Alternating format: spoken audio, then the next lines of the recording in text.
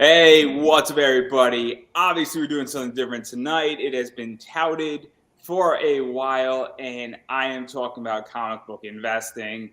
I happen to be somewhat of an expert on this topic, and full disclosure, I have a class coming out on October 5th that will definitely dive into more foundational things. But the whole purpose of this class I do actually at cons, and it is to give a very basic intro level into what is comic book investing, who it is for, how it can benefit everybody in it, whether you want to go straight into comic book investing or you want to run a Kickstarter or you want to make sure your products in your Kickstarter can be comic book investing ready or acceptable, or the word is, investor relations is the beautiful word I like to use.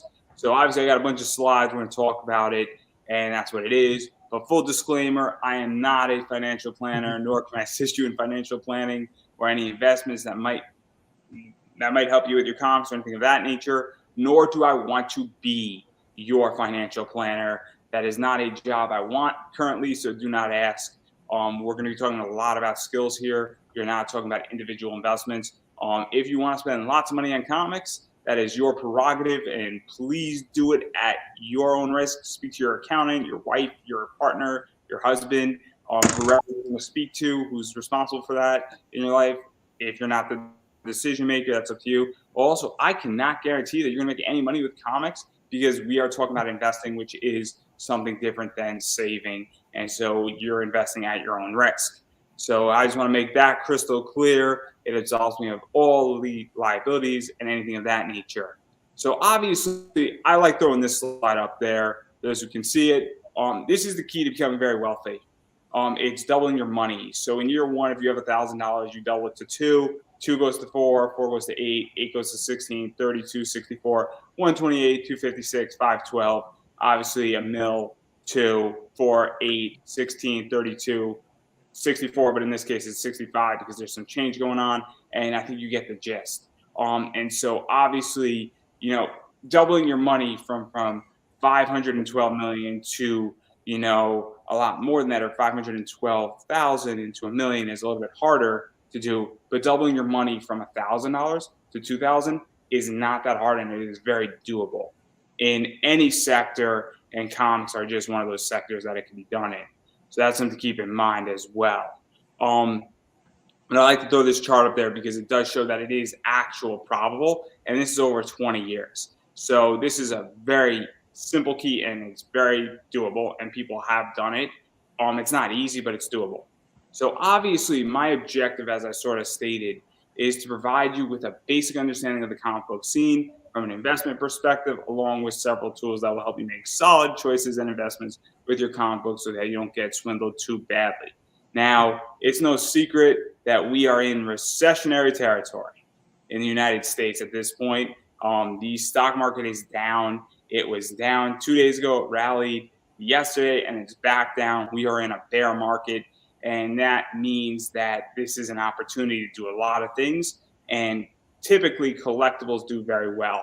I'm going to tell a very quick story of Patrick Bet-David, who runs Valiant Entertainment, because the last artificial recession that we had was in 2020 in February going into March. And at that point, Patrick Bet-David bought a Wayne Gretzky card, graded PSA 10 perfect card for $504,000. This year in January, he sold that card for $2.1 million. Now, I know what everybody's saying here watching this. Oh man, I don't have $540,000, and you're talking about a baseball card. But that's just it, though. Collectibles do in recessions tend to go on sale. And then when you come out of a recession, before you hit the next one, they tend to go up and have massive rates of return. And that's one of the things. And that's why this is extremely important right now, because this is the buying opportunity, because the comic market is soft and it is going to get softer for a lot of reasons. People have less capital. People are holding on to cash. People also need cash. And if you have a business and you have a bunch of comic books that are worth real money and you got to make payroll, you cash out of those things to make payroll. And so that's something that people have to keep in mind.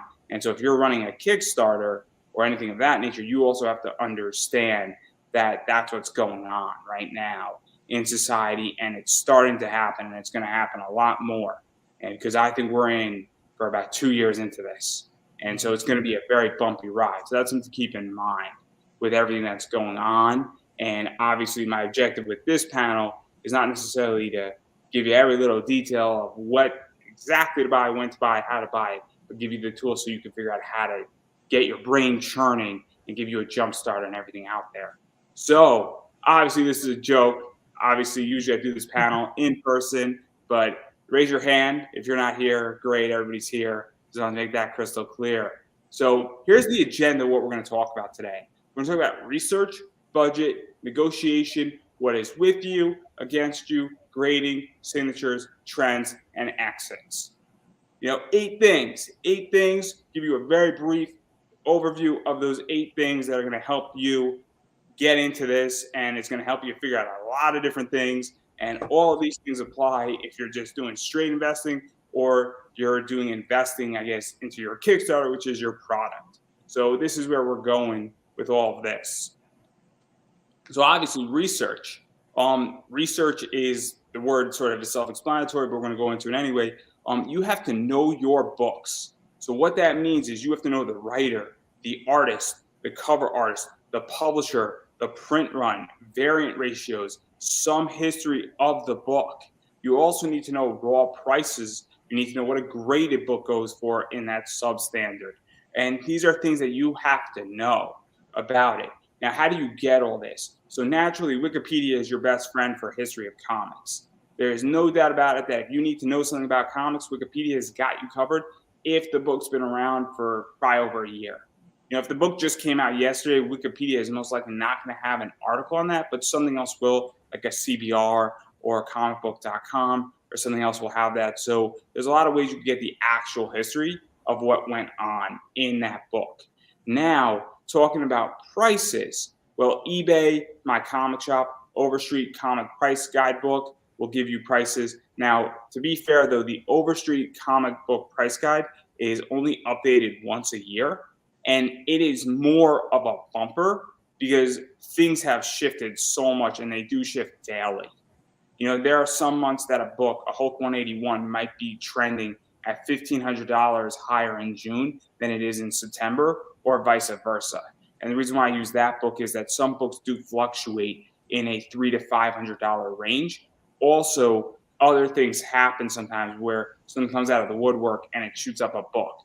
But typically, with certain books, the Overstreet Comic Book Price Guide does give you a basis to jump off of.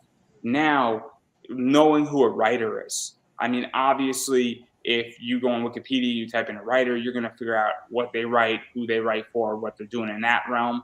So obviously, Googling a writer. Also, Googling a cover artist or artists in general. Also, understanding what artists are alive and are now no longer with us. And I don't mean to sound morbid when I say that, but it's very important to understand that sometimes an artist dies young. And Al Rio is a good example of that, where Al Rio was taken way too soon from us, way too soon. And so typically when that happens, those people tend to go up in value. Also, diving into publishers, one of those things is that there are publishers that are brand new, and then there are publishers that are now defunct. And so understanding that a publisher is defunct, and that might add value to a book because that book is now no longer existence under said publisher. Also with publishers, DC and Marvel have bought other companies when they have become defunct. And so that's something to understand as well. And so that is very, very important in that realm to really realize that, oh, snap, character A was formed under this company that then became this company that then became that company. And so that's something that you need to understand. And again, it's Wikipedia, it's following, I guess the trails, the breadcrumbs. And if you just Google a company, you might have to dive down into the weeds a little bit, but that's where you're going with a lot of this stuff. And when you're looking for things and you're doing your research, you really need to get into the nitty gritty of it. And it's very important that you do that. Obviously, I'm going to touch upon variant ratios in a second here. And I promise everybody I didn't skip it, but it's going to come in a little bit. So obviously talking about budgeting. So to even go further, and again, I'm throwing a lot at everybody, and I promise there's going to be time for everybody to ask questions and all sorts of fun stuff. But budgeting is extremely crucial as well when you get into this space. So one of the things about a budget is that you need to figure out how much money you got in everything in life. I'm a big proponent that you should be building out a monthly budget every single month in your life, whether you're single, married, with a girlfriend, boyfriend, however you function, you should be building out a budget and utilizing it. Because all of a sudden, when you start saying, oh, snap, that's where my money's going, I'm spending my money on a bunch of stupid stuff, you eliminate the stupid stuff. And it's very, very interesting. There's actually a great exercise. Go build a list to go in your grocery store and don't buy anything that's not on that list, and look at your bill and then compare it to the last time you went, and you will spot the difference. And you will have a full understanding of why budgets are extremely helpful. And the same rules apply for comics. And so when you're building a budget, there's 4 types of budgets you can build. So the first type is that you're getting your local comic shop budget, which is you have a pull list, and that's all budgeted every single month because you're into comics and you're looking at those books as enjoyment, entertainment, and maybe you get lucky and pull out a grail every once in a while, a modern grail as I call it, which means that it's a book that shoots up like crazy. But that's your local comic shop budget, and it's your pull list budget. Then you go into your speculative budget saying, hey, look, I'm going to go purchase some books, and I'm putting money aside to take some risks on buying books that maybe didn't come out yesterday, but I think they're going to go up in value, or maybe they're brand new, but they're a variant and they're trading at $20 a pop, and I think they're going to go up to 60. That's a speculative budget, and that's number 2 budget. Number 3's budget is a con budget. And what that means is that that's not your hotel room.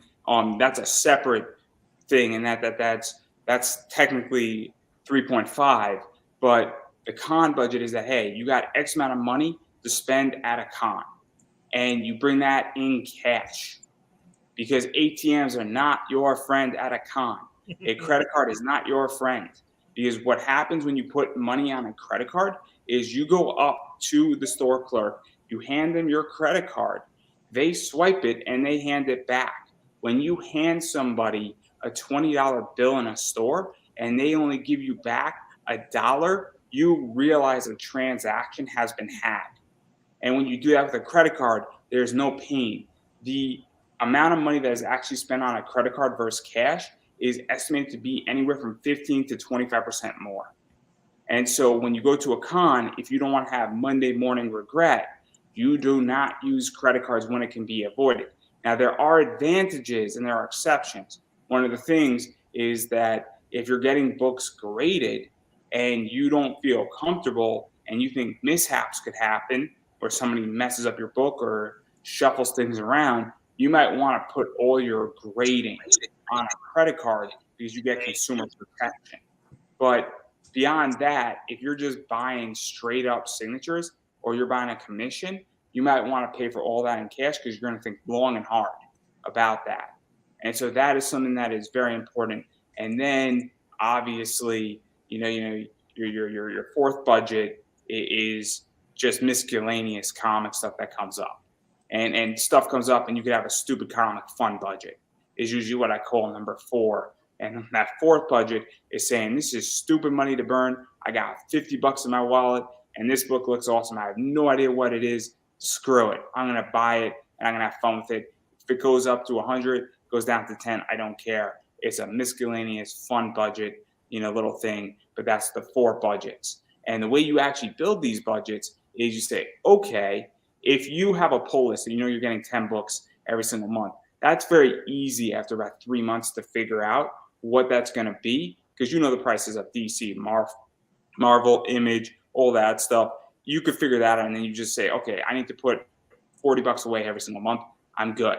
Then if you're going to a speculative position, you say, hey, look, am I, going to be speccing? I'll put $100 to have spec books coming in and out. And then you stick to it and you figure out where you're at. And as obviously you get more familiar with things, That's how that goes. But again, you put that money away and you sort of set a parameter, and then you put that into something else and then you utilize it. The third one, which is the con budget, which is what I do, is I say, okay, I go to 3 cons a year. I mean, sometimes most of the time though, if you're going to 3 cons a year, this is what you have to do. You have to say, okay, how far apart are these cons from each other? Then you have to work backwards from those cons. And you also have to say, hey, look, how much money am I going to spend at each of these cons? So if you're going to a con that has 300 people, chances are you're not going to spend more money than if you're going to a con that has 40,000 people and attracts bigger guests. Now, I go to 1 or 2 cons a year. So if I know I'm going to a con in June, and that's the only con I'm going to, I start saving up money for that June con in July. So I divide the amount of money that I say, okay, I'm going to bring $1,000 to the con. I break that up and it becomes a bill and it's thrown into cash into an envelope. And then that envelope, every single month, it becomes a bill and it becomes right out of my positioning. And I'm extremely disciplined to do it. This way, when the con rolls around, I'm not frantically panicking. And then that money that I saved up over the 11 months to the next con, then before I go to the con, I look at the guest list and every dollar has a mission.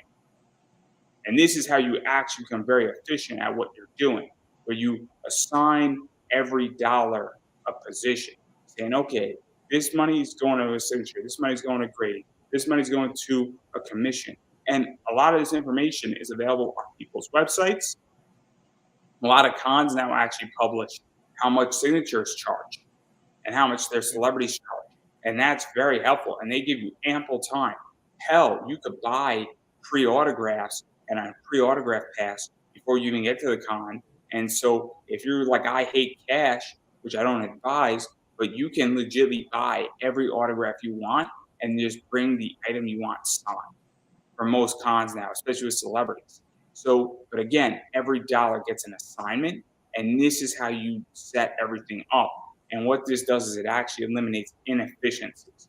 Now, reason why we do this is where this gets fun though is a con budget goes into both, essentially a speculative budget. Because if you go to a con, you have a con budget to buy books, then that becomes a speculative play, but you set it up as a con budget, if that makes any sense. So it follows the same rules as a speculative budget follows, but that's where it gets fun. Now, why this is important is you then need to say, okay, how do I cash flow a budget? And that's where this gets a lot more fun. So now if you're doing speculative budgets, you buy 5 books at $20 a pop. So you have $100 and then you sold those books. What winds up happening is that, and you sold those books for 40 a pop, and you say, look, you could make 2 choices. You could either grow your, business that you're doing, or you could say, look, I'm taking some money out of the play, and then I put the $100 back in, and then that becomes a perpetual cycle. And that's where you start cash flowing a budget, is that you're now basically utilizing, and you can cash flow every single one of these budgets, by the way, doing that entire play where you say, okay, when I sell this book, the first, however much it cost me to buy the book, goes back to paying that book if it's a profit. And then anything else I can take out or I can do whatever I want with, but I have to bring it back into the fund and into the budget. And so the budget becomes a gigantic pile of money. And your objective is, if you have a $100 spec budget every single month, you need $1,200 a year. And when you run out of your $1,200, until you sell something in that to replenish your $1,200, you don't buy something there. And that's how you cash flow a budget. And and this is how you actually grow. And it's very interesting. And that's just, there's a lot more that goes into it. And I go into way more in my class, but that's just to get the wheels turning. And this is what I think people forget how to do, and they don't set this up. And it's very much a setting up process. But nobody talks about this in comics and in the comic book investing world. So that's kind of the entire theory of budgeting. And I know I threw a lot out at everybody. You need to watch this a few times. I completely get it. And in my class, I'm going to be going through this a lot more. There are whole sections just on budgeting alone. But I don't want to dive too much into it. And I'm sure that if anybody has any questions, Chris, if you have questions, I'll let you ask any question you want at the end. Any question you want at the end. So this is my favorite topic. Negotiating. I love negotiating. It is in my nature to argue, and I love having discussions. So negotiation is very easy. You have to know what an item is, which is basically your budgeting and your research and what it's worth. So do not be intimidated by anything. The worst that can happen to you is a no. Nobody in their right mind is going to blatantly attack you, tell you to go to hell or anything like that at a con, because it's not going to look good. And most likely, especially if there's people around, because nobody wants to deter other customers. Everybody's been in a store where a shop owner has yelled at somebody and people have left that store. It happens all the time. And look, sometimes somebody's having a bad day and they can't help it. But usually in business, they'll be like, hey, this is the best I can do. But things to do during a negotiation. So always be friendly before, during, and after by introducing yourself, asking how the person's con is going. Thank you. Pleasure doing business. All the fun stuff. There are 3 magic words. Please, thank you. Please and thank you are the magic words. And there's a few other magic words that are also good. But those are the 2. I should have said 2, not 3. But those help because guess what? It eases somebody's entire position. If you say, hey, man, how's your con going? Chances are you're already starting off on a better foot. When people are actually in a better mood, they negotiate better versus putting external pressure. If I come in yelling at somebody and we're trying to strike a deal, it doesn't work. Their brain actually slows down. And there's all these studies on it, and it actually slows the negotiation down versus speeding it up. Versus if we're on the same wavelength and we're having a blast, we're going to negotiate, and that deal is going to get done quicker, and everybody's going to have a better deal and a better experience doing it. So what I recommend when negotiating, though, is before start the negotiation, browse a little, ask simple questions, preferably something you know about the comic you want. If I know a comic is worth $80, somebody's asking $100, I'm going to say, oh, what's that book over there? I know full well what that book is, but I want to know what that person thinks and says. And I might say, hey, what character is that? I know very well. Or I say, who's the artist on that? Because guess what? It facilitates a conversation. And then you usually should follow it up with something friendly like, hey, I'm interested in the comic. How much are you asking for it? And this begins the negotiation as he's going to say, oh, I'm asking 40 for it. And there you go. And now you're starting to negotiate. Now you're in the beginning of the negotiation. So rule 1, never accept the first offer as there might be a better one waiting. So naturally, if somebody wants to make a deal with you, you don't have to say, oh, it's $40. You don't say, yep, done deal. Technically, if you already know it's an $80 comp and they threw 40 out there, you should probably take the deal. But in most cases, don't accept the first one, and there are 4 ways to respond. And you can say, hey, I'm interested in this comic. I am thinking more in this price range. And you can just throw it out there, gauge their response. And then you could also say, hey, what would you really take for this comic, or what is the least you would take for it? You could say, hey, could you work with me on the price a little bit? Is the 3rd one. And the 4th one is you can expand the negotiation to include extras, including other comics, holders, bags, boards, if the price is not flexible. So that's one of the things that I think people forget is that if I go into a store or at a con, I'm at somebody's booth, and I'm willing to buy $500 worth of comics, and they thought they were only selling me a $15 position, and I do this in my eBay business all the time, and I'll tell a story very quickly about how this even works, but I expand the negotiation. If somebody's willing to spend $400 or $500 in my eBay store, I'm going to knock $10 off this book. I'll knock $10 off this book. I'll reduce the shipping. I'll say, hey, look, I could save you money on the shipping. Because now what I'm doing is I'm finding ways how to save people money. And when you can save people money, they're like, oh, man, this is great. I'm willing to buy another 3 books. You're going to take care of the shipping, man? That's awesome. And it's very helpful. Or I could take $10 off this book. And now that's where we're going. And so one of the things that happened to me is that somebody came into my eBay store. And this was online. And this all applies online, by the way. And what wound up happening is the person came in wanting to buy a $35 book. They offered me 30. I took it. said, hey, let me know if you need anything else. And they said, what would you take for this book? I said, oh, yeah, I could do this book. And then I threw him an offer about $5 down. I said, by the way, I will combine shipping, so I'll save you an $11. He's like, oh, cool. And he's like, what would you do for these other 3 books? And I was like, oh, man, I'll take some more money off the table.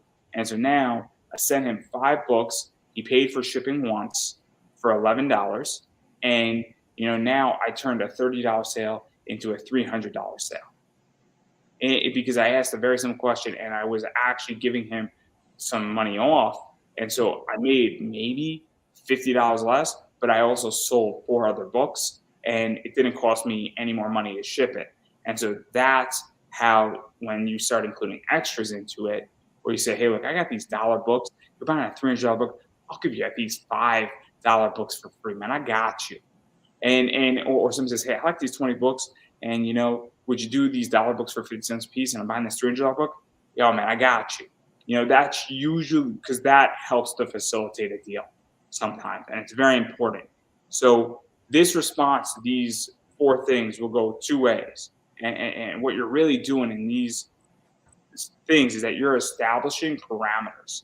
So person who's selling it set out a price, and then you set out a price. And now you set out 2 stakes in the ground. And so now you understand that if I said, would you take 20 for it? He said, I want 40 for it. Now you're negotiating between 20 and 40. And those are the 2 stakes in the ground. And so now you might have to move. And look, you may or may not win, but that's what you've done. You've officially staked the ground out. And now you're talking about $20 between the 2. And so that's where this gets fun. So now we're getting to the middle of the negotiation because we've staked it. And now we know where we're at. And now we're trying to do some of the things of adding things to the deal and whatnot. So now the objective, once you're in the deal and the seller's at 40, you're at 20, and these are just easy numbers to work with, you have a bunch of tactics. And these work both ways, by the way. So salami time. I'm not going to explain what salami is. I do not want to ruin that meat. Once you understand what's in salami, you're going to be like, man, I can never have that again. But salami is a bunch of things put together.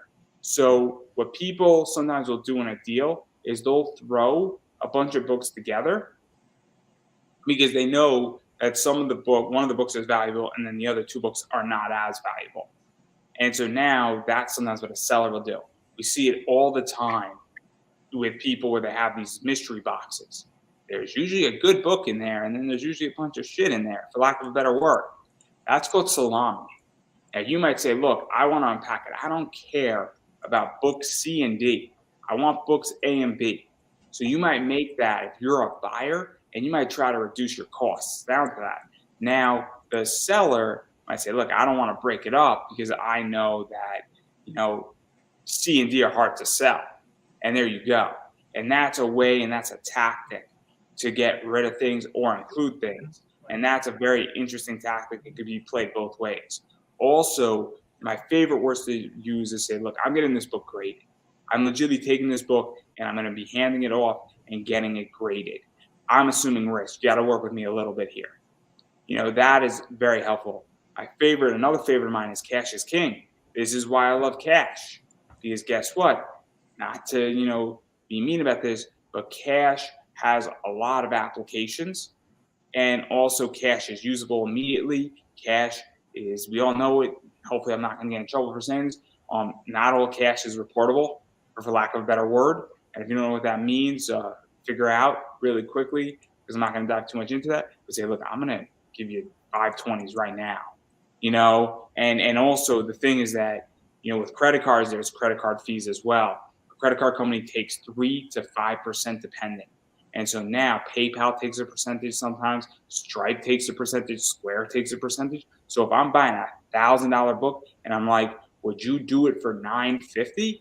The person might be in cash. Now we're getting somewhere because they're avoiding a lot of fees. Even if they do have to report it, they didn't pay 4 or 5 or 3% fee on one of those things. And they also didn't have to wait 2 weeks to get their money. And that's the other thing too. Also, if you know that somebody else at the con is selling that book, you could play the match play, which is saying, look, they're asking $850, you're asking $850. Can you beat their price? because I want to buy it from you. Also, as I sort of stated, the CGC play slash time play, because obviously if you send the CGC, you have to wait 10 weeks, give or take, sometimes longer. So that's another play. Say, hey, look, I have to wait for this book to come back, and I'm getting it graded. I'm pumping money into the book and we're going to get to grading. Don't worry, everybody. And then also the Sunday play. So Sunday is let's pack everything up at a con. So you might want to buy what you want to buy on Sunday, take the risk. And you might say, hey, look, do you really want to pack this item or comic up?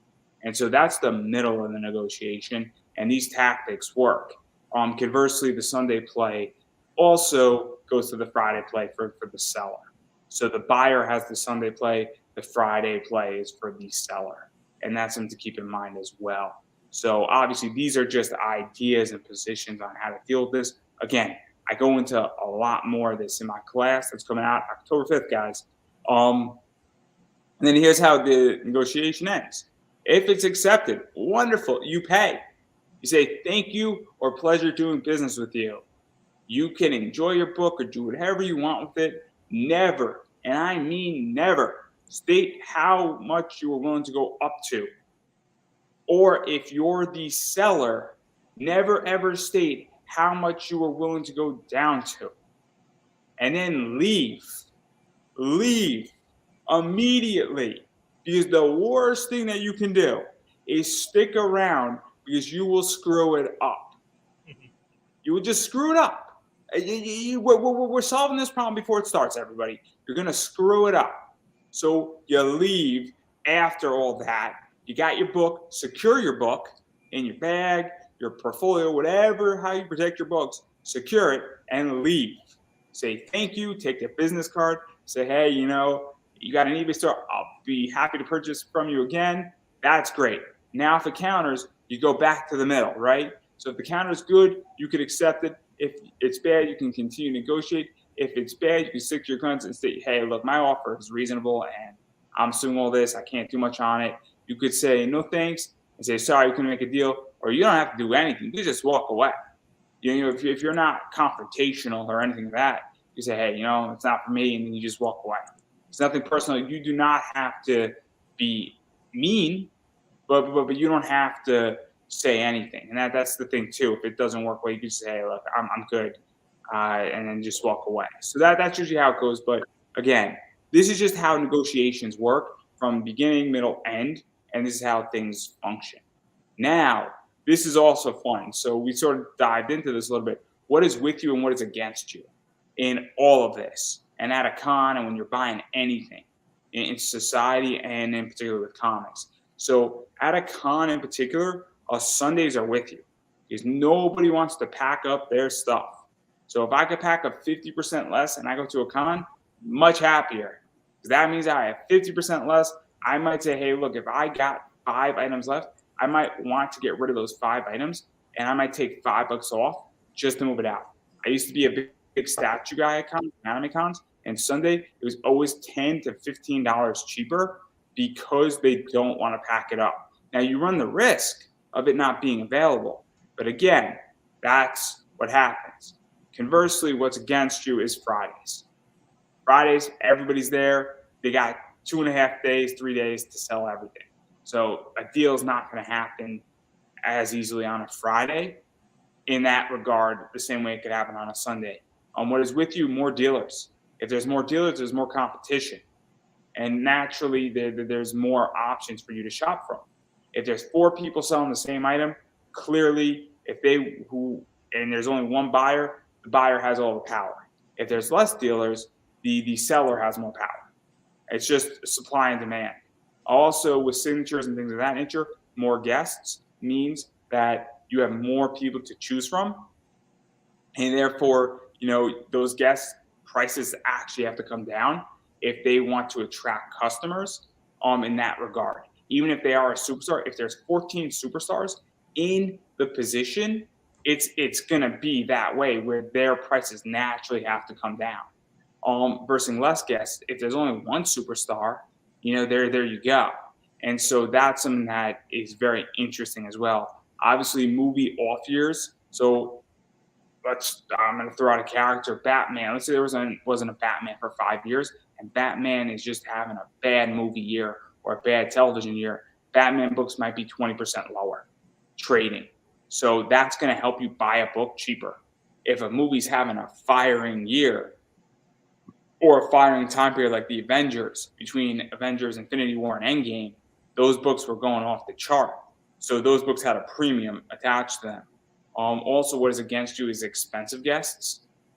And that sort of goes into and challenges a little bit more the more guest theory as well, where if a guest is $100 for an autograph, that doesn't help you if you're budgeting appropriately, because that means that you have less capital to spend.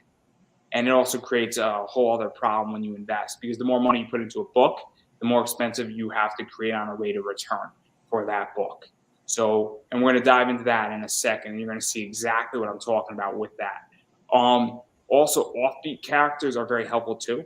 And we've seen that offbeat characters in the last probably 10 years have actually returned massive amounts in the comic world.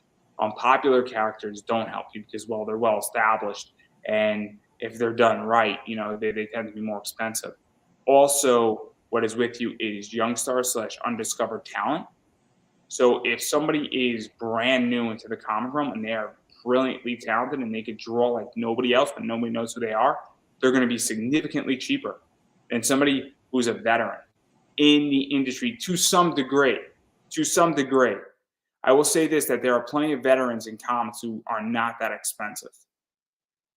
And so that's something to keep in mind as well. But a young somebody who's never done a comic and only does commissions and is trying to get their foot in the door is going to be way cheaper than somebody who's been doing this for 20 years or even for 15 years. That doesn't mean that a veteran is going to be like a $5,000 commission. It just means that a veteran might charge you $500 and somebody for the same commission who's brand new might charge you $75. So keep that in mind as well. And so these are just some of the things that are with you and against you. And you need to know this. And this all plays into budgeting and negotiating and doing your homework and just even understanding. And some of this stuff is very logical. Obviously, naturally, more dealers versus less dealers. If you have more people to choose from to buy a product from, it's just naturally, it becomes more competitive. And then let's get into grading. So this is where this gets fun, right? So everybody knows that there's grading. There's two companies. There's CGC and CBCS right now in the industry. There's a few that are popping up in and out, but if you're a serious collector, those are the two you play in. So grading is the idea of getting your books sealed airtight or nearly airtight in plastic holders that are hard to open and are somewhat waterproof. These books have a grading range from 10.0 to 0.5 or an NA as a grade. You could also get magazines, pages, and some other things graded as well. CGC or CBCS typically has a booth at a con, and so that you could submit directly at a con or you can submit online. And CGC has 4 labels: blue, yellow, purple, green. Blue is their standard, means nothing was signed on it. It's just their standard. You send the book in or hand it them. They grade it. That's a blue label. Yellow means that it was witnessed by them and they saw it being signed. So somebody from CGC actually witnessed the signature.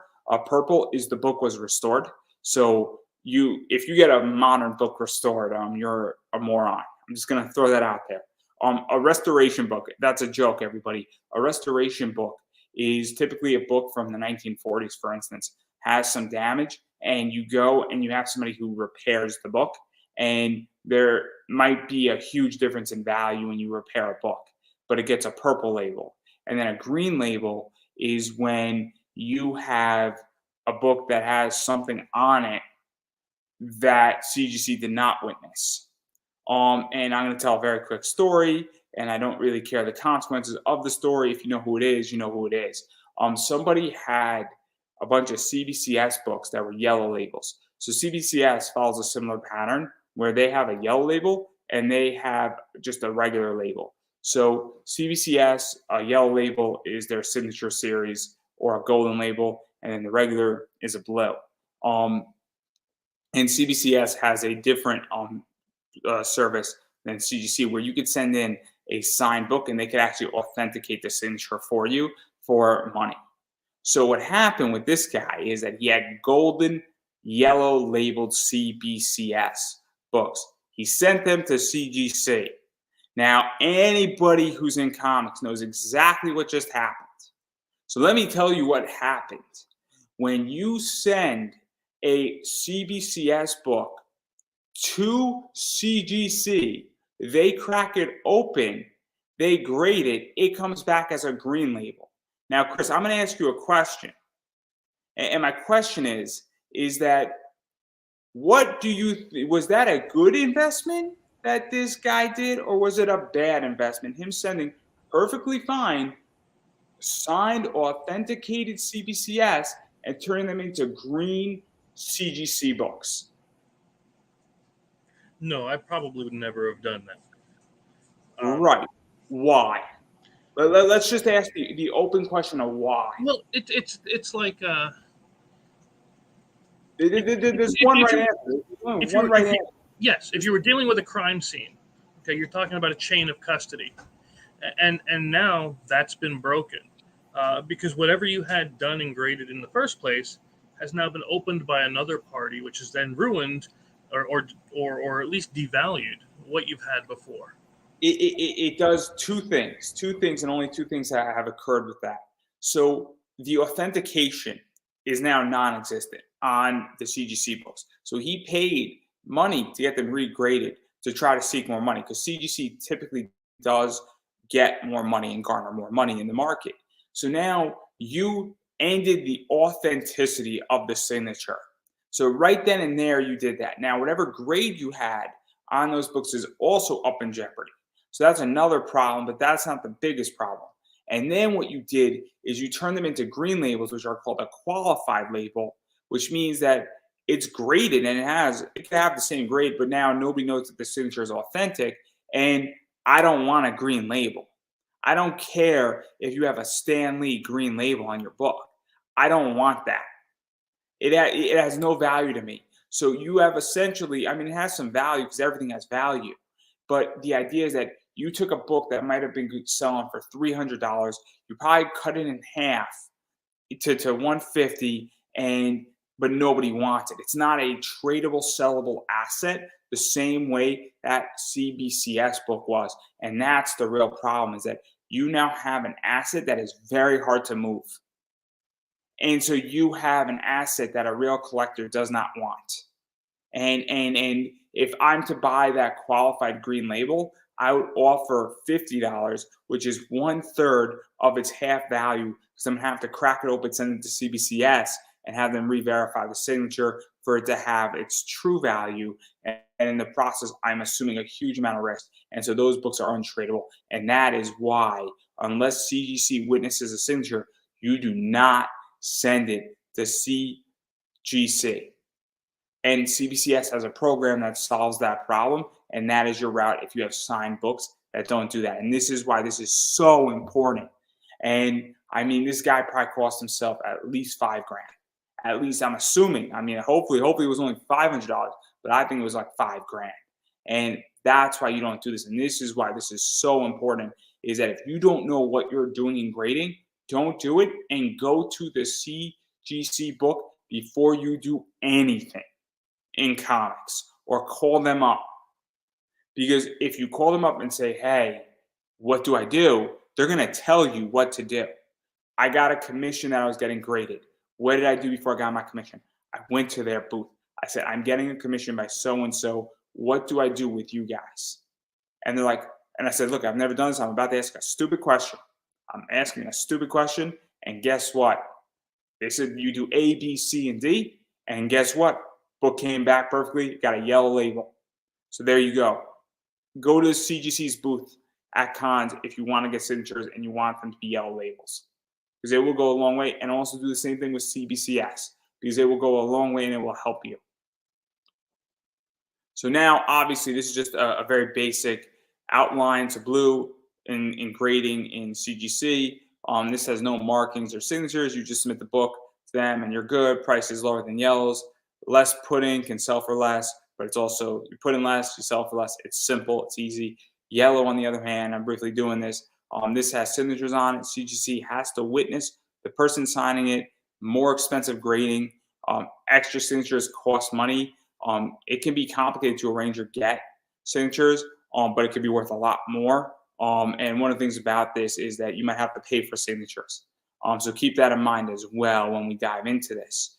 And also, one of the things when we talk about Kickstarter, if you're doing a CGC package, you as a creator should understand. And look, I'm not a fan of when creators are interested in selling their signatures per se, but especially on a raw book, but on a graded book, I completely get it because the market has shifted and it also is authentic. And so when you're doing CGC books, that's something that you should keep in mind as well, where, you should factor in what your signature would cost on a CGC book.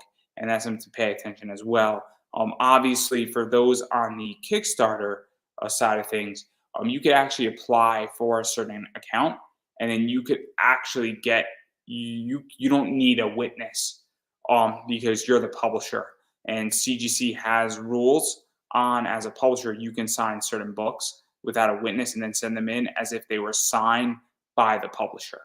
And so that's something to keep in mind as well. That's very useful to understand. So that's very important because there is a lot of money to be made with grading, but it's also understanding a lot of this. And again, I'm going to be going into a lot more October 5th, guys. And we're going to go into a lot of stuff into that class, and it's going to blow your mind. And we're talking a huge amount of time. I'm recording the first section this weekend, and I'm going to have a really good idea of how long that class is going to be.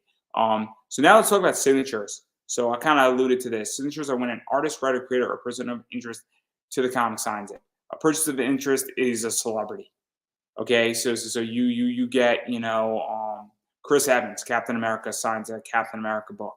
He's a person of interest. And some people want a signature for their own personal collection. No grading. That is fine. That's not an investment. You're like, hey, I like this guy and he's going to sign it. Cool. It's a personal book. That's fine. There's nothing wrong with that either. But that is not an investment. So rules for comic grading on both companies. Be prepared to pay artists and writers signing fees.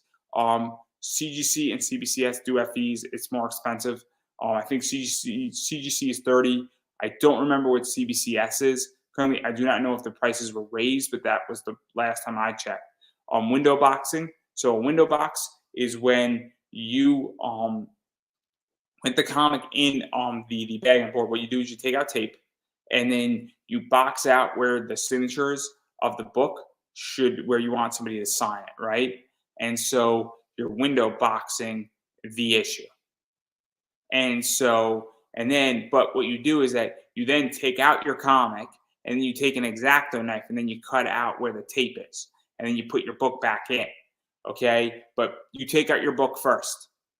Please take out your book first. It sounds like a stupid statement. Believe me, I have seen people do it. I would not be saying this if I did not see somebody take like a $50 book and try to X-Acto knife with their book in it. It's funny. It's funny, everybody. I'm not going to pretend here. And I've known people who've done it on YouTube as a joke too. It's funny. It really is, but it's not good. Okay. And then one of the things with CGC is that they have to witness it. So you go to that booth, say, I need a witness. Yeah, I mean, you say it in a nicer way. You say, hey, excuse me, does somebody have a witness that I can borrow for like 10 minutes? I'm getting this signature over here. Could you help me out? And they're like, absolutely. And they'll be happy to do it, and you'll have a blast, but they have to witness the signature. And if they witness anything else on the book too in the process, that's cool too. So if they witness the signature and they're like, yo, if somebody else and 4 other people worked on the book come over and sign it too, that'll all be documented. So you don't need a witness for each signature. And so that's important too, is that if whatever they witness, whether it's a sketch or a signature, it's documented. And so now we get into the fun part of this. So I'm a huge wrestling fan, and this actually happened. So let me explain how this happened. This happened at Awesome Con. So this is how you figure out how much you have to put into a book and what your breaking point is. So let's look at the New Day. So the New Day was at a Comic-Con. So the New Day with Boom Studios has a comic book where they're on the cover of it. That book was a $15 variant. Their autograph for all three of them was $55. The grading is about 40 plus 15. Might be a little bit more, might be a little bit less, but it's around that number. And so now your total investment into the book is $120 to $135 to be put into that book. Now, you have to weigh this against your budget. This is very important. So once you understand, you have to say, okay, my budget for the con is X amount of money. Okay, I need to spend $120 to $135 to have this book with all the autographs and grading and all that stuff. Great. That's weighed against your budget. Then you have to say, okay, it goes further. Let's say, what will the grading determine the value? What will the signatures determine it? And what will this add to the book? And is this a good investment? Now, how you calculate a good investment is you have to say, okay, am I going to be able to sell this for $200? Am I going to be able to sell this for $300 if I get all this stuff in it? Or am I going to be selling this for $135, which means I lost money? Or is it a personal book and I still weigh it against my budget, but I'm not looking to make an exit, or I'm looking to make an exit 10 years down the road, and hopefully in 10 years it'll be worth more, but I have 10 years to get a nice annualization every year on it. Even if I only get a nice 4% annualization, it'll add up over time. This is where this gets tricky, because you need to understand and actually calculate how much you have in the book, and if what you have in the book will exceed what it will be exceeded by what it is worth. And so this is very important. And this is where this gets very interesting, is that obviously something that could help you figure this out is what is trends. So obviously trends in this world, and I promise we're going to come back to the New Day in a second, because it's almost tomorrow, which is a new day. But trends can help determine this as well. So TV world is turning to comics. Obviously Netflix, Amazon, Hulu, Paramount, Comcast, they're doing that. Movies are only getting bigger, so if something's a movie, and that could help determine it. Obviously, Marvel with the MCU is that way, and a variety of other ways. Video games, Overwatch is a good example, where Overwatch has comics, and other companies. I mean, Dark Horse just sold themselves to a whole video game company, essentially. Shows continuing on as comics. Avatar: The Last Airbender, The X-Files, a variety of other things that have continued on. Jericho, which is sort of an ancient show, continued on as a comic, and there's a variety of other stuff. And then there's, I think, what Buffy or Charmed continued on as well, I believe. And then you also have licensed products like WWE, Planet of the Apes, and you also have characters that are maturing now, 75 years plus Batman, Superman, almost 80 now. And so that's another thing as well, where these characters are now also becoming that old, and so there's a lot of push to really publicize them and push out really cool variants and other things, and really, I guess, honor these characters. And this can help to determine, is this going to exceed? Because if you look at a licensed product and you know that this is sort of where things are going, naturally you might want to invest in those areas. And obviously you got to do your homework, you got to cost calculations, but this is where this stuff gets very interesting in that regard. And then this is where this gets fun, going back to the New Day and also evaluating it, is there's a bunch of places where you can exit on a comic. Obviously private sales are a big one. So a private sale is that you do not use something like eBay, you do not use something like My Comic Shop, and you're either doing it and meeting up at your local police station and exchanging the goods. They give you cash, or Stripe, or you're meeting somebody at their house, you're doing Facebook Market, and you're exchanging that way. That is a private sale. Now, if you're doing it in cash, there's no fees in cash. But if you're doing it through PayPal, Stripe, Square, they're going to take a percentage to process the entire, I guess, transaction, for lack of a better word here. And so that's something that you have to keep in mind as well. Now on eBay, and I'll just say this very openly about eBay, eBay has actually changed, where eBay takes 13% now, and they do all the accounting for you. It used to be that eBay took 10%, PayPal took 3%. Now eBay takes 13%, but they do all the accounting for you. But reason why you might want to use eBay and not use Facebook Marketplace or another, place like Meeting Up, is so you don't get swindled. eBay, you have seller protection and you have buyer protections on eBay. So now you have to calculate this as well, where you have to calculate a 13% upshot. So we're going to just change the numbers on that new date book to 100 just to prove the point here. And it's easier to work with round numbers. So if the new date book was $100, for instance, versus 135, and my break-even point is $113 plus shipping plus tax, essentially. So shipping that book and a great book is about 15 is what I charge. So now we're looking at 128. Tax is probably going to be about $7.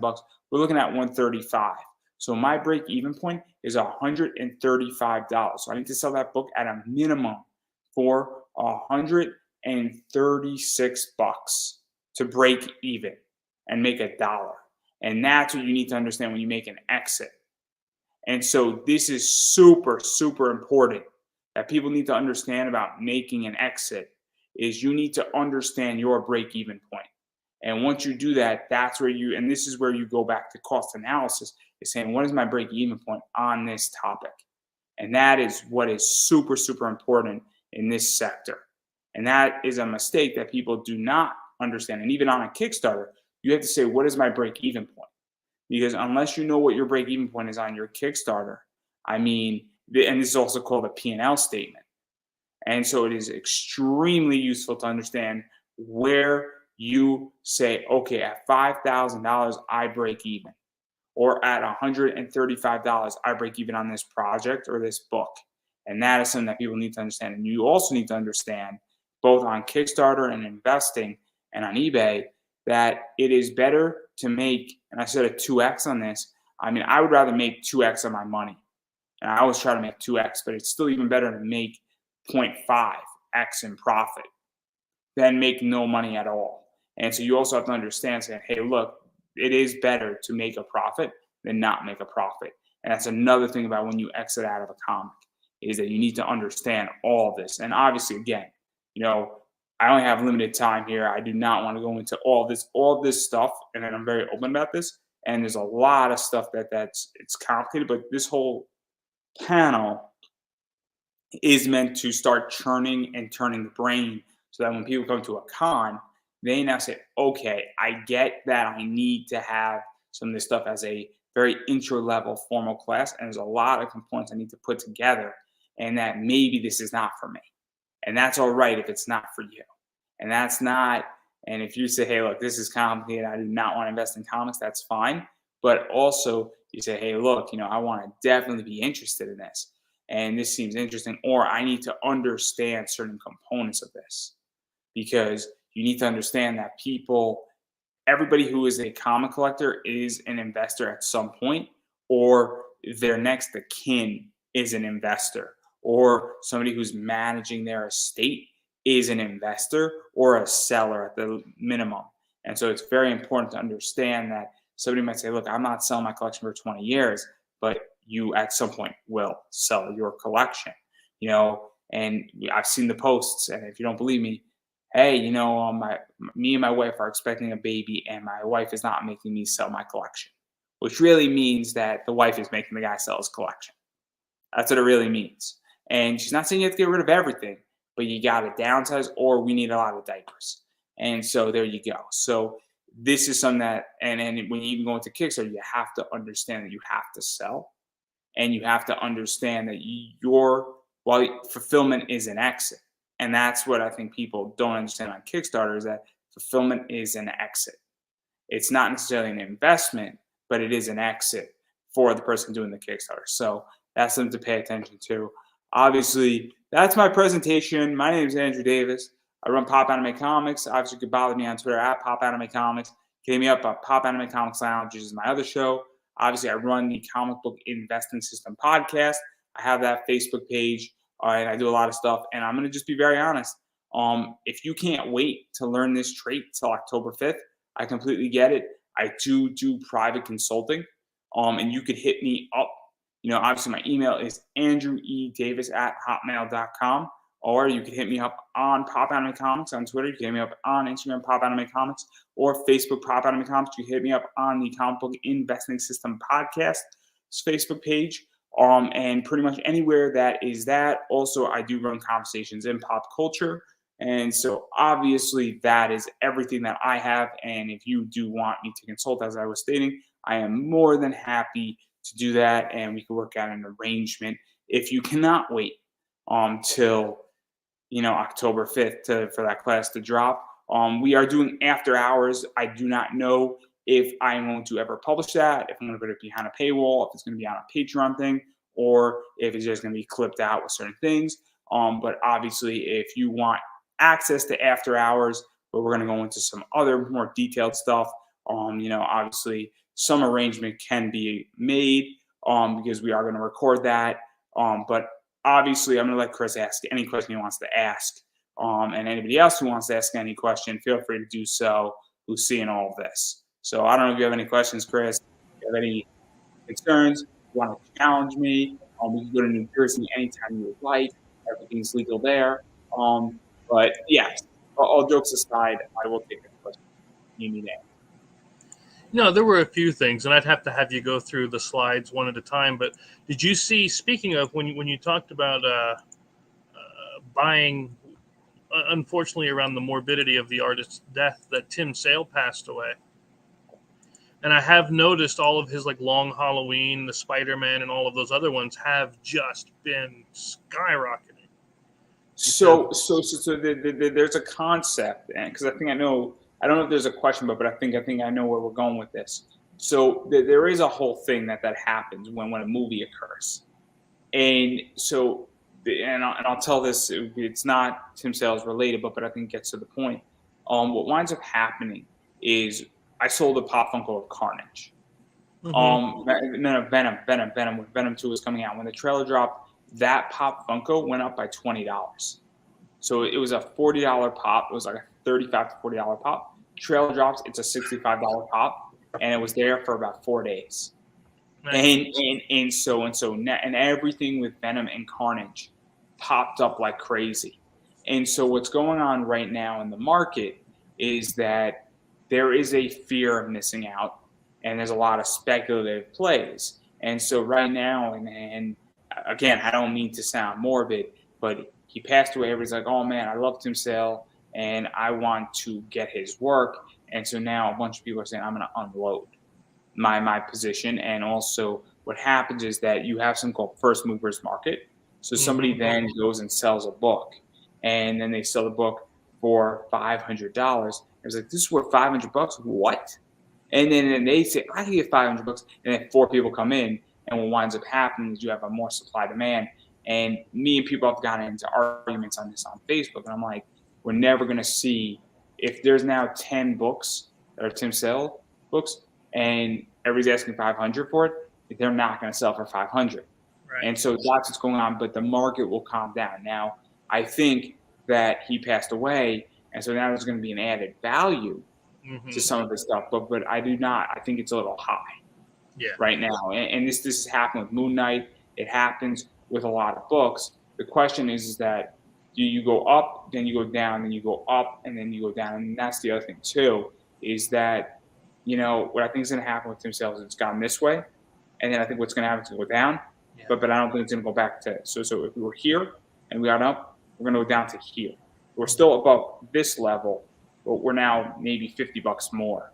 And I don't know if that was the part of the question, but that's just what I've seen. It might take a few months, or it might take a year, but the prices will drop down. And also, as more books come in, if you want a long Halloween book, and I would not buy it right now. I just right. Wouldn't.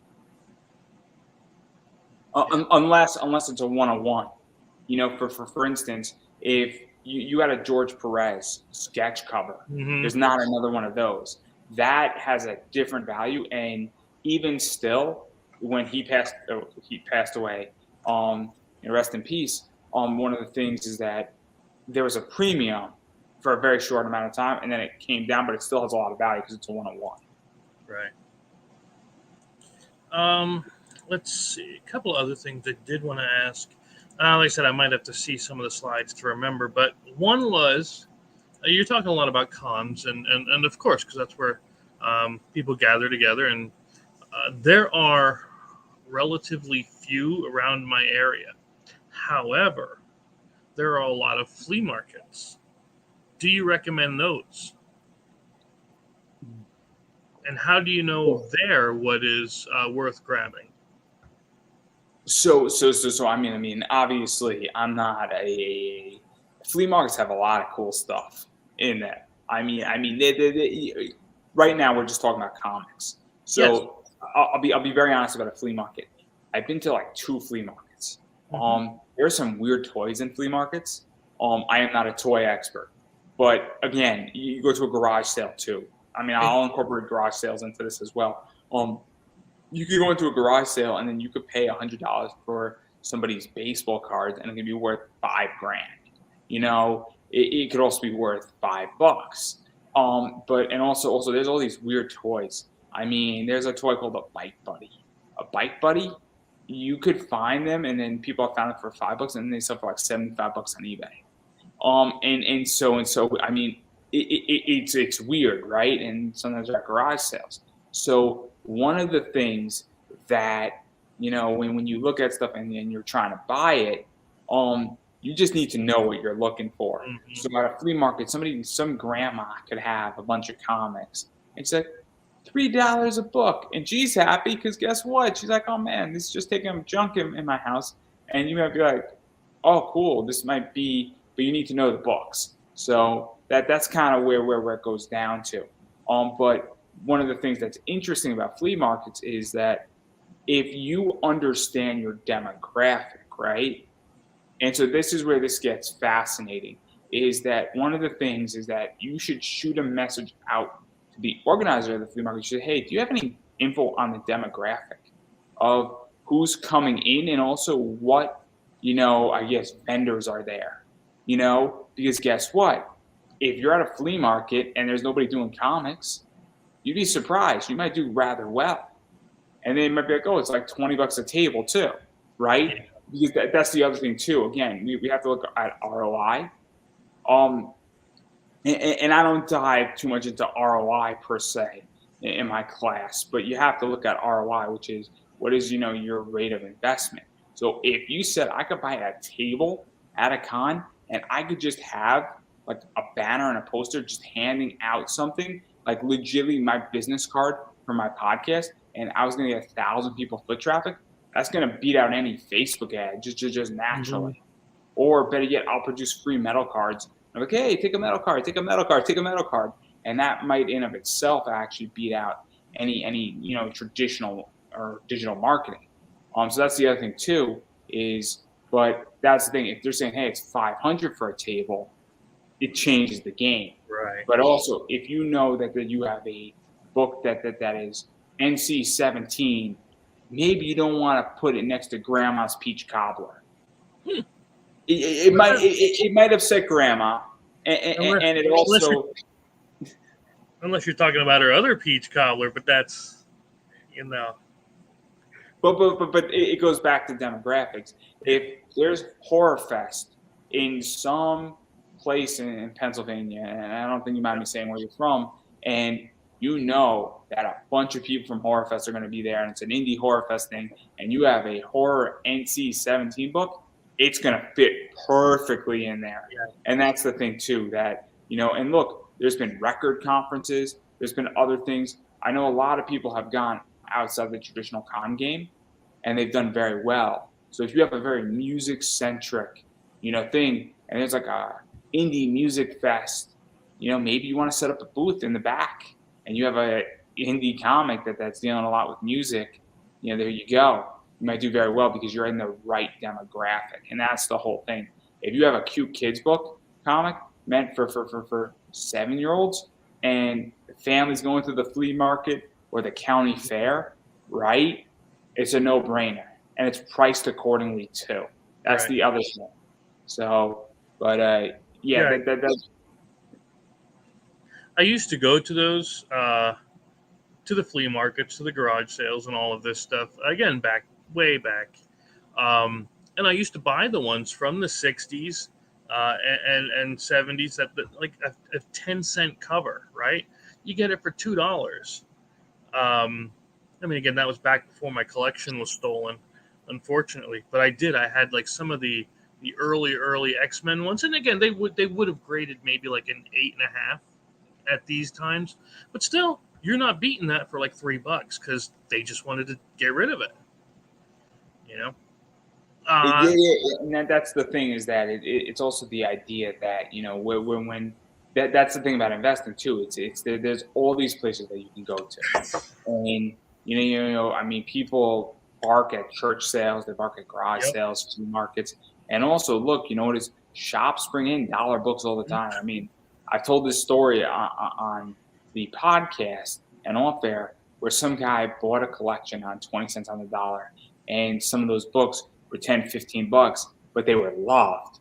I could feel the guy's love on the book because it Mm-hmm. wasn't they were read, they were cared for. And some of those books are personal books. You have a Sia Om Lola appreciation book by Aspen. That's a cool book, and you could tell that somebody really cherished their collection. But the guy Mm-hmm. probably bought the entire collection. He bought maybe 7 or 8 long boxes from this guy. Probably paid him $200. Each long box had 250 comics in it, selling it for $1.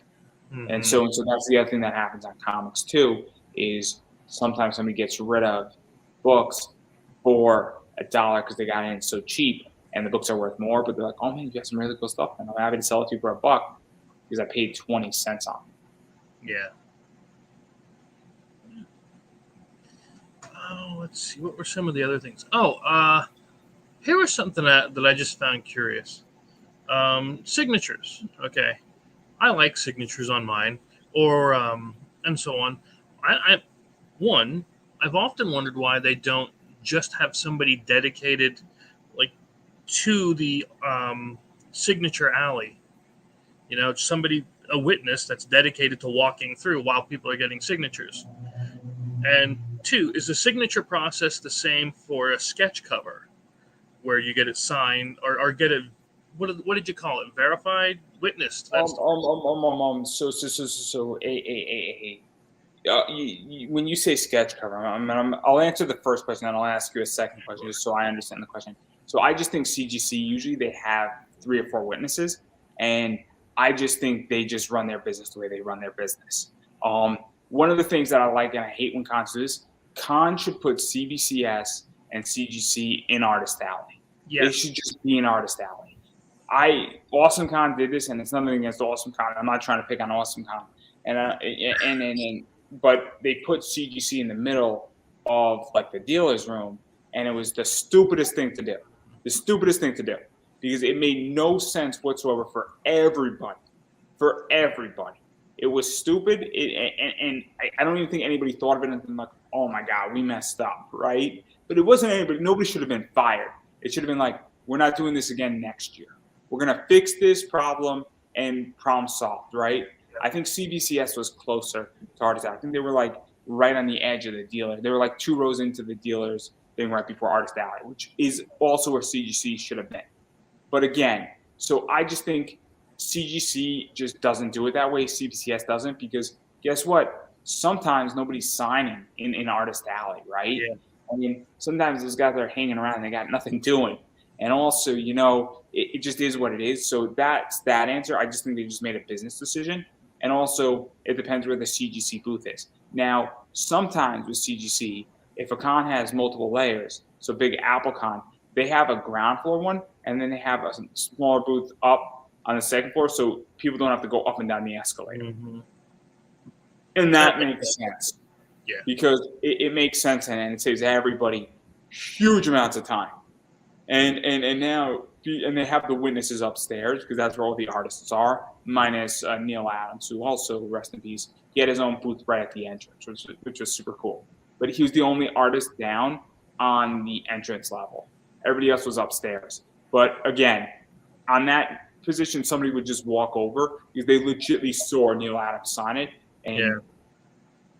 so, but that's the reason why. Now, when you say sketch, and I'm going to ask this because I just want to make sure I got the correct answer for you.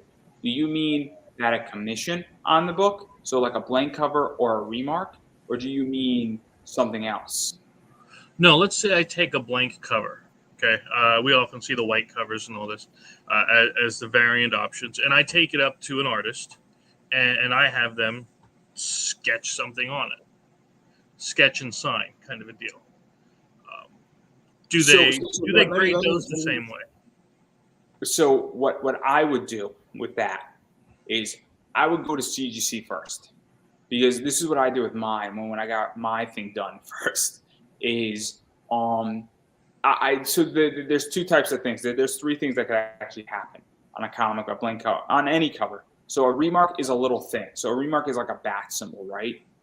So that takes 2 seconds. So that is a sketch. So if somebody's signing a book and then they do a bat symbol, that and they witness it front and center there, you're good. That's happened to me where somebody's done that. So that's easy, right? That's a 1, 2, 3 thing, right? Some artists can draw Batman in like 2 minutes, and so CGC or CBCS will witness that. So if they're there and then the sketch takes 2 seconds, then that's easy, right? On a blank cover or not a blank cover. So those two things are taken care of very easy because they're witnessed very quickly. Now, if you say, hey, look, I'm going to get a nice, beautiful piece of a comic done, now that's where this gets tricky, right? And that's where you say, hey, look, I want a bust of a character and I'm going to spend $400 on it. Yep. And so now that's a commission. So here's how you handle commissions. This is how I do it. And, I'm on the side of precaution, right?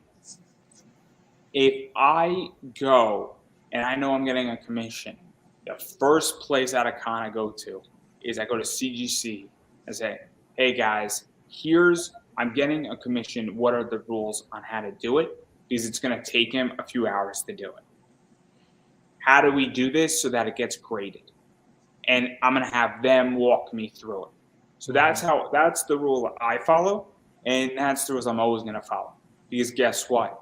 I'm not going to screw it up, right? So because I don't want to ever spend $400 and then not have it be able to be graded. Now, the way it worked, and I don't know if it's changed, is that I did that. They're like, oh yeah, here's how it works, man. We understand that an artist is going to need 2 hours to do this. We understand. So here's how it works. You get CGC when you pick it up. So you come get us. Say you got a commission you got to pick up from an artist. And then it's treated as if it was witnessed. Does that make sense? Yeah. So what on a big commission piece? So I brought CGC with me, and the guy was like, "Oh, I see it now." And then I also said, "Hey, I'm picking up some other things that also followed certain rules with CGC." They're like, "Yeah, we'll just go on the way back." And I got some other stuff signed to that they witnessed, and it was really, really perfect in a lot of ways. So one of the things that was very cool is that, but I asked their rules.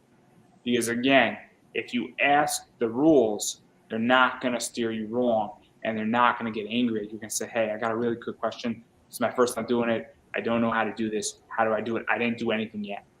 Because they're going to be like, here's what you do, man. We got you. Because guess what? They want you to do it, right? So they're not going to be pissed if you ask a stupid question like that and you're respectful. Say, hey, look, I'm getting so-and-so to do something on my book. How does it work? Because it's a commission and it's a big one. So those are just how I function, right? I always go to CGC when I'm spending on a big commission that's going to take an hour or longer, or even if it's going to take 30 minutes and I have to pick it up later on. If it's going to take 10 seconds, CGC will wait. You know what I mean? Okay. If it's going to take 2 minutes, they're going to wait. You know what I mean? It's just one of those things where they're going to wait if that's the case. So that's some just where, like, I've had a Batman head being sketched on a book, and Dan Jurgens did it, and it took Dan 2 minutes. CGC was just like, oh, cool. We'll wait 2 minutes. It's not that big of a deal. And then somebody else, and then I've had things where I've had somebody, and they're like, hey, yo, could you wait like 5 minutes for this? I'm like, yeah, absolutely. Mhm. And so sometimes they'll group people together, and then you have to wait for somebody else. And like, you'll do what are you getting, and so that happens too. But that's kind of how that works Okay. with it. So, and then also, a good artist, and this is the other thing too. If you're an artist at a con, you should maybe also go to CGC and know what the rules are, and you should ask because you should say to somebody, "Hey, check with CGC if you're getting it graded before you even start the commission." That's a good rule too for artists. Now, here's something that actually came up. And again, I'll admit I didn't know much about CGC because I started off in the board games, right? Although I liked comic books forever and a day, ever since the 70s. It's it's only something that I've recently been coming into. Now, I can tell you that I've been at a few conventions where I've had booths, and there've been no CGC presence. What do you do then? Like, if you're getting a signature, you can't get it. You literally cannot That's what it is. This is what happened. What was it, like San Diego Comic Con 2020, 2021? I don't know. Maybe CGC and CBCS were there, but there were people who were not there. There have been cons where CGC Mhm. is not there, and I Exactly. guess you're shit out of luck. And Yeah. so, if you have a very valuable book, so I'll give an example. I have a Batman #1 by Scott Snyder. He's not at a con. I wanted the signature on the book. I'm gonna wait till he's at a con and CGC's there, and that's just the way it is. And it's nothing personal. Now, I mean, hopefully Scott's gonna be around forever, you know, for Mhm. another like 30 years. But again, it is what it is, and you have to act accordingly. Now, you could also say, look, CBCS is there, and do I get the book CBCS? And this is where it gets tricky, right? And so you have to make decisions, and you have to be, very well aware of that. And so that's kind of where it is. Or you know what it is? You might say, look, I have books that are not valuable or are not grade worthy, but I'll get them signed Yeah. because a signed book still has value. I Sure. mean, if I get a signed book by Scott Snyder, it's still worth money. You know what I mean? It might be worth, if the cover price is $10, it might be worth 15 or Mhm. $20, but it's not going to be worth $300. Yeah. Hmm. All right. Yeah, that's honestly, I mean, there was a lot, but that's pretty much what I can think of as without going too I mean, I wide. can't go into to other things that we're going to do in after hours, just Yeah. because again, there is limited things that I can teach Hmm. here, and also I do not want to give away the entire store. Nothing Sure. against anybody here who's watching, and I love everybody who watched and saw this and is going to see this. But obviously, I do want you to take my class. And then I do want to give you the foundations, and also I'm in an hour, there's only so much I can teach.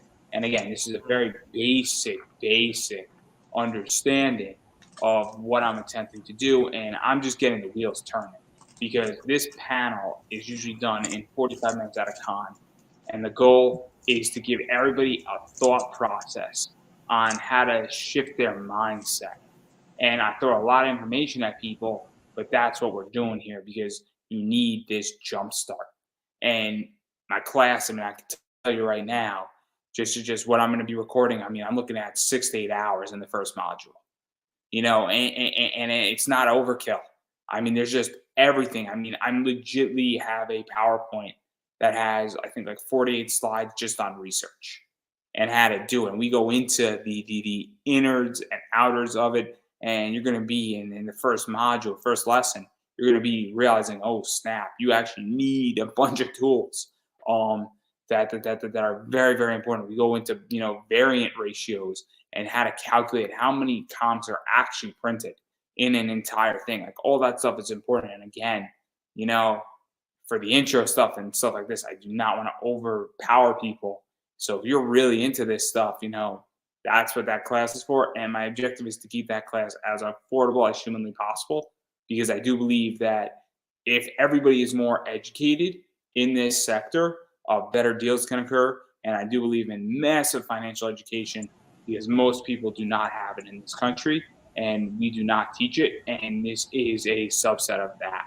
So, on that note, everybody, I appreciate everybody watching this, seeing it, checking it out. obviously you're either saying, hey, I love comic book investing and I want more of it. And if that's the case, welcome to the team, welcome to the club. You say, this is not for me, screw it. But guess what? If you went through this presentation and you say, hey, this is not for me, it's not a waste of time. It's actually a very good thing because you figured out very quickly that this is not for you and that there might be something else that is more in your court. And that is just as valuable as finding something that you love and that you say, hey, give me more of it. So on that note, everybody, I appreciate everybody checking me out. And me and Chris are going to go into overtime, so it's after hours, and we're going to have a lot of fun. And that may or may not be available. I haven't decided yet, but we're going to go record it. And I'll catch everybody on the flip side. And before we go, we are doing something Saturday. And he's got some Pokemon cards, some Yu-Gi-Oh cards. I'm picking up something tomorrow. I might go Dragon Ball Z cards, man. We might bring those things out. I'm just saying, I haven't decided yet. We're unboxing some cards. I got some WWE cards, and we're going to have fun. And so, obviously, I'm going to see who's around and who's in and who wants to unpack some fun stuff Saturday. I'm not too sure of the time, but we're going to have a good time. And then after that, it's going to be a fun thing, and we're going to pull some cool stuff out and hopefully pull some valuable stuff out. So on that point, everybody, thank you for watching again. My name is Andrew Davis. This was actually sponsored by Chris. So I figured I would let you give your sponsorship spiel and everything that you do, besides rolling dice. Yeah. No. I honestly wanted to give this interview just so we could, get your sample out, get your teaser thing out. But yeah, if you want, we do have Slaughterville 3 up for pre-order, as well as all of the past products. And of course, the Slaughterville graphic novel book 1 is available yet. We do have book 2 coming in August, but it's all up on BackerKit, ready to be picked up by you. And I'd appreciate you checking it out. Of course, we're on Facebook, Laughing Rogue, and so on. So yeah, there's just a lot. I'm just still absorbing. So that's where we're at, baby. And we'll catch everybody hopefully at some point in some capacity in after hours. Till then, everybody, have a good one.